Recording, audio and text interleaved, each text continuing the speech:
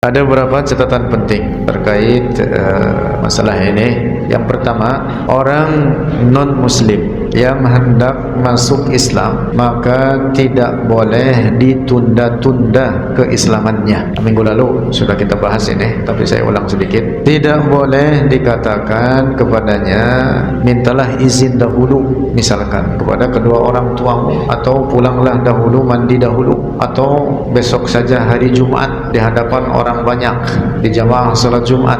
Tidak boleh. Tidak boleh ditunda-tunda walaupun sesaat, walaupun beberapa menit ke depan. Tidak juga dikatakan kepadanya silahkan ke kantor MUI misalkan, silahkan pergi ke kantor KUA misalkan. Tidak boleh.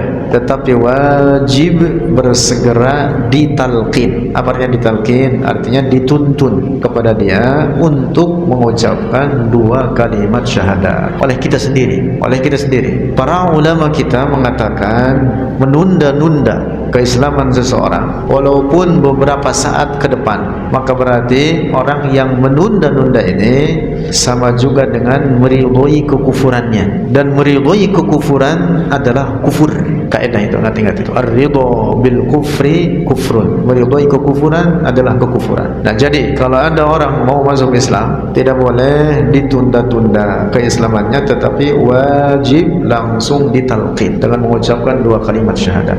Dua poin penting lainnya, mengucapkan dua kalimat syahadat adalah dengan mengucapkan lafaz asyhadu an la ilaha illallah wa asyhadu anna muhammadar rasulullah, atau dengan kalimat yang memberi makna kepada dua kalimat syahadat tersebut walaupun dengan terjemahannya dengan bahasa Indonesia. Misalkan ikutin saya, misalkan kita katakan kepadanya, kalau dia tidak sanggup atau tidak mampu, tidak bisa mengucapkan dua kalimat syahadat dalam bentuk bahasa Arab, maka dikatakan kepadanya terjemahannya, ikutin, ucapkan dengan mulutmu, yakinkan dengan hatimu, aku bersaksi bahwa tidak ada Tuhan yang berhak disembah kecuali Allah, dan bahwa Muhammad utusan Allah atau Muhammad Rasulullah. Mencukupi, maka ini orang menjadi muslim. Nah, jadi tidak disyaratkan harus dengan bahasa Arab,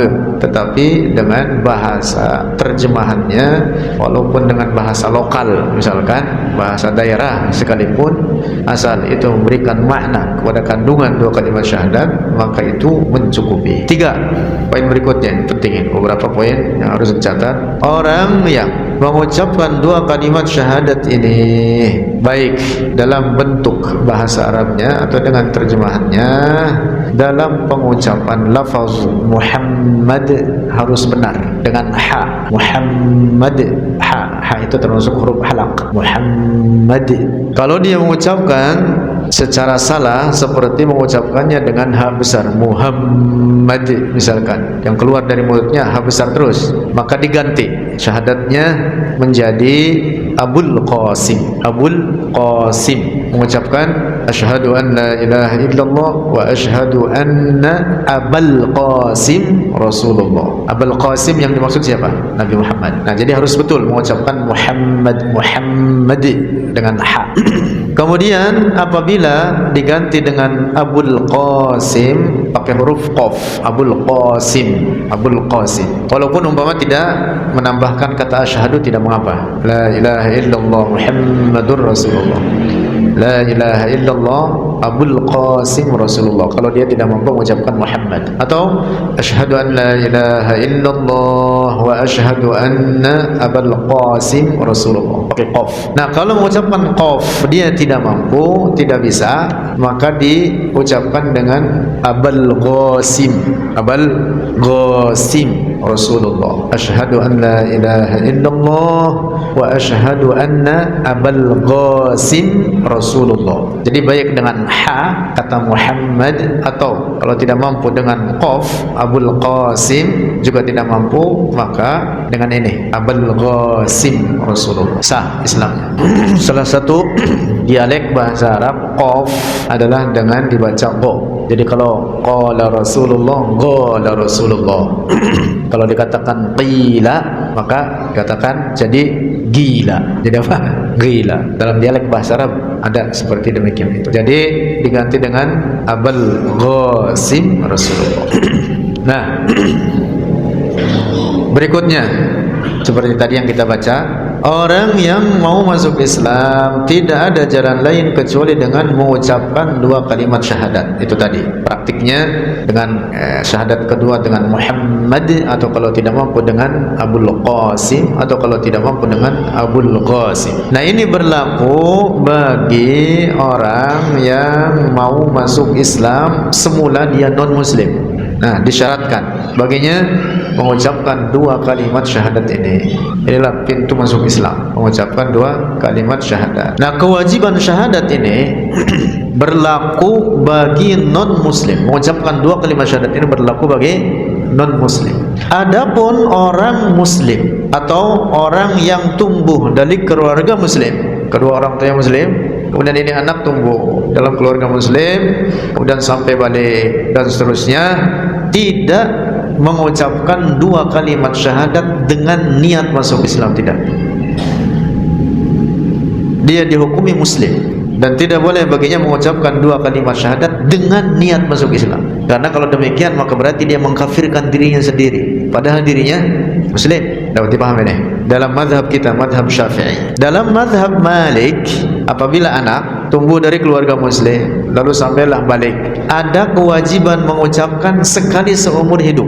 Tetapi kewajiban di sini bukan untuk masuk Islam. Catatan pentingnya ini, penting ini.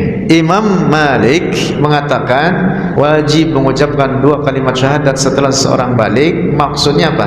Dia mengucapkan biniyatil wujub, dengan niat melaksanakan kewajiban sekali seumur hidup. Terserah kapan aja. Bukan untuk niat masuk Islam. Kalau ini orang apa? Tumbuh dari kecil dalam keluarga muslim. Dapat dipahami nih? Nah, karena itu maka tidak boleh dikatakan kepada seseorang yang jelas dia muslim, yang jelas-jelas dia muslim, kemudian dikatakan kepadanya, apakah engkau orang muslim? Enggak boleh mengatakan begitu. Apalagi ditanyakan kepadanya, kapan engkau bersyahadat? Memang kamu sudah bersyahadat?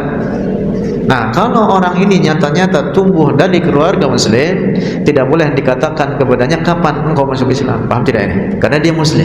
Hati-hati nih, karena yang menanyakan keislaman seseorang padahal dia tahu bahwa orang tersebut muslim, itu pertanyaan rusak. Apalagi kalau mengatakan kepadanya kapan engkau masuk Islam, berarti mengkafirkan orang tersebut padahal dia muslim. Dan mengkafirkan seorang muslim tanpa alasan, maka kekufurannya kembali kepada yang mengkafirkannya. Nah, jadi jangan dikatakan kepada seorang muslim yang nyata-nyata dia seorang muslim, tumbuh dari keluarga muslim, dikatakan kepadanya kapan kau muslim, kapan kau masuk Islam, kapan kau bersyahadat. Enggak boleh katakan begitu, karena dia apa?